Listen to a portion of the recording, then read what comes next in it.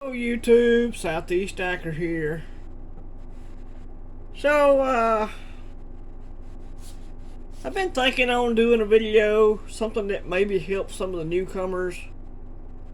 I don't claim to be a veteran stacker. I feel like if you're a veteran stacker, you're over 500 ounces. I'm nowhere near that. So, yeah, whoever says, who a veteran stacker is, I don't know. What makes a veteran stacker? I have no idea. But I don't consider myself a veteran stacker.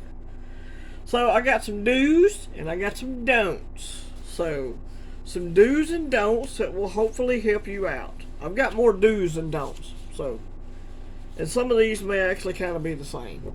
Yeah, it works that way. That's the way my brain works. Okay, enough intro. Let's get into it. Do vow to buy every pay period. If you get paid once a month, every 2 weeks, every week, whatever. You look at the Pirate Stacker $10 challenge. You telling me you can't spend $10 on some silver at least once a week? Okay, once per pay period. So vow, I'm gonna buy something. It may not be but just a silver quarter. Okay, but I'm gonna buy something this week. Vow, set yourself to it. Number two is engage with the community. Whether that be Stacker Social, whether that be your YouTube community, whether that be your folks at your local coin shop that you deal with on a regular basis. Engage into the community. That will help you a lot. It'll help you learn a lot too. Do have cash for emergencies. This is a big one with me. I've told the story of how I began stacking, and I began stacking 4 or 5 different times, and I'd have to sell it because I didn't have any cash available. And everybody knows about the dog story. I had a dog, I had to have surgery. I didn't have any cash. I was buying silver on the regular, but I didn't have any cash set aside. So I would even say, before you buy silver, you at least get $1,000 worth of cash put up for an emergency plan. Get you an envelope, write emergency cash on it or whatever, or just write for emergencies on it, and then put $1,000 in there and hide it from yourself until you need it or something like that. Definitely have cash. If you have cash on hand, you won't have to sell your stack. All right, so that's a big one, and that was a big one for me. And I still struggle with stacking cash, hey, by the way. Do number 4. Stay the course. Stay with it. Don't give up. Stay with it. Do number 5. Learn the terminology. This is a big one. This is something you're going to need to learn. I can post a link to a video that I've made. It's on my prepper channel, but it covers all the terminology. So I'll have to remind myself to do that. So learn the terminology. If people's talking about bullion, are they talking about constitutional, are they talking about melt value? All these terms people use. New guys aren't used to that. So coins, rounds, bars. This is obviously a bar. This is obviously bullion. Bullion is 999 fine, whereas 90% is 90%.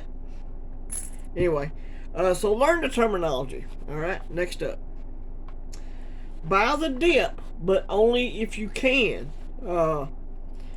If you're like me, I'm on a monthly based income, and typically I'm broke when the dip happens. Typically. Most of the time. There's been one time I've been able to buy the dip. But buy the dip if you can. Keep your eye on the market. If you see prices going down, if you have the fiat to put into it at that time, then do it. Another reason to stack cash. Okay.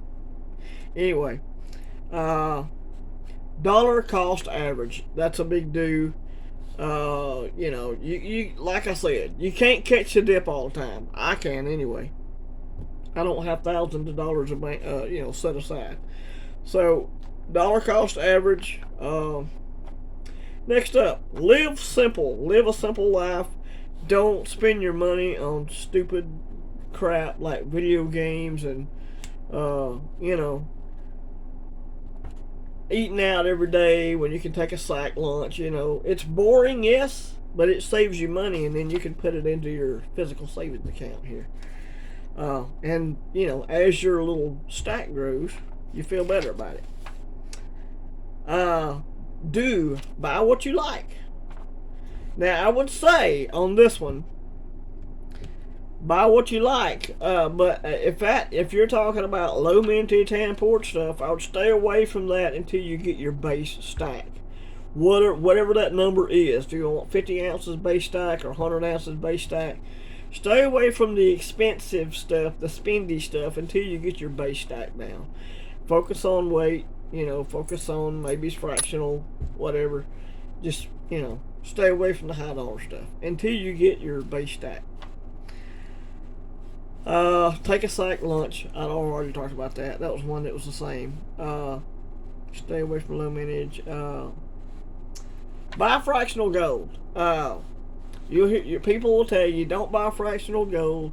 Let me tell you, not all of us can spend $2,500 on a 1 ounce of gold.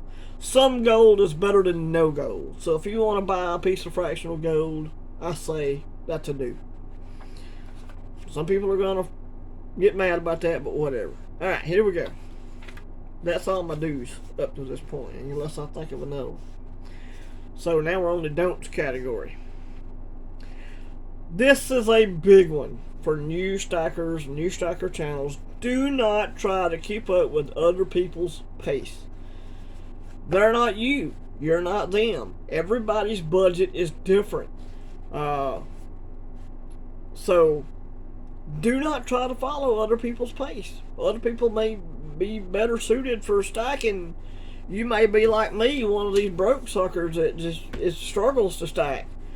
So follow your own pace. Be your own person. Be your own banker here, as the saying goes. Stack when you can. Don't try to blow a bunch of money and try to keep up with everybody. That will end up getting you in trouble. Next, do not give in to FOMO, the fear of missing out. Typically if you give in to FOMO, you're buying at the top of the market instead of waiting for a dip. You don't want to do that. Just try not to do that. I know you get the urge. I get the urge sometimes. Everybody gets the urge. Oh, silver went up, $2, whatever.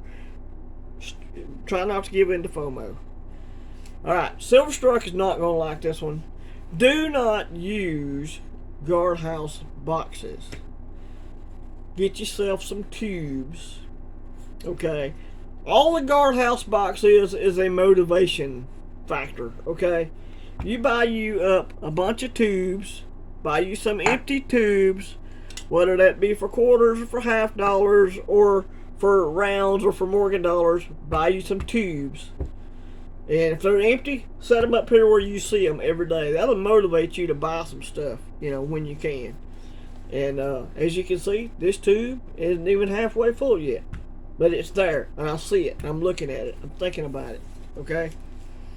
So, silver takes up enough space as it is compared to gold. You don't want to use guardhouse boxes. And if you use these, you don't have to buy capsules. Stack it all up in a tube. It's the best storage solution.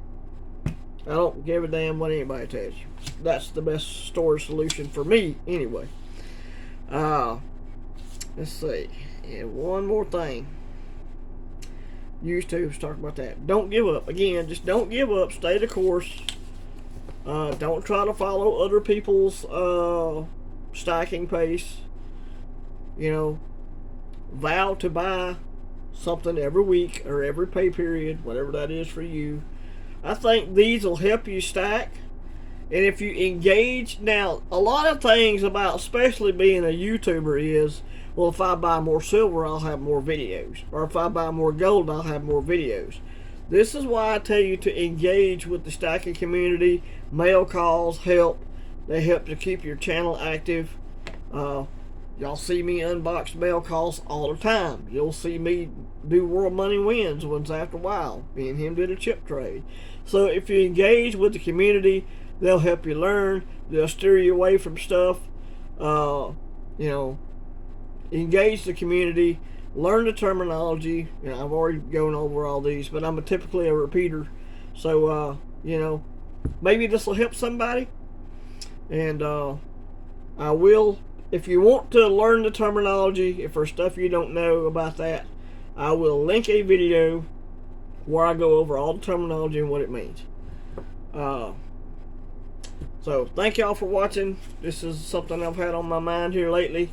God bless you all. I hope this helps somebody today. And keep on stacking. Don't give up. Stay the course. And quit buying stupid crap. Alright? Straight from the horse's mouth. Southeast Stacker. Check you later.